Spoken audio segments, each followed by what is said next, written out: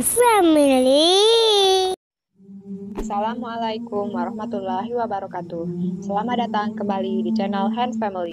Di video kali ini, Hands Family akan memberikan tutorial cara membuat bunga gerbera dari kain flanel.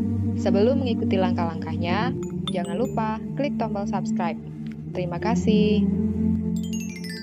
Yang kita butuhkan adalah lem tembak, catok rambut, tisu, selotip hijau, gunting, cat krayon warna oranye, kawat besi untuk tangkai, kain flanel ukuran 4,5 x 4,5 cm untuk kelopak daun, ukuran 6,5 x 5 cm untuk membuat daun, ukuran 6,5 x 1,5 cm untuk bagian tengah bunga,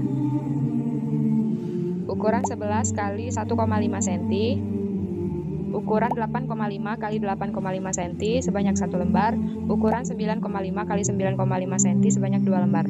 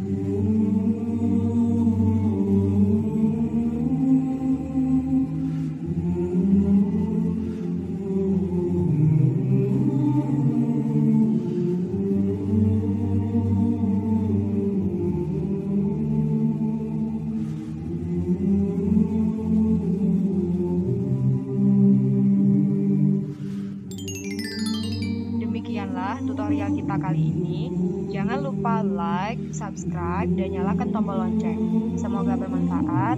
Assalamualaikum warahmatullahi wabarakatuh.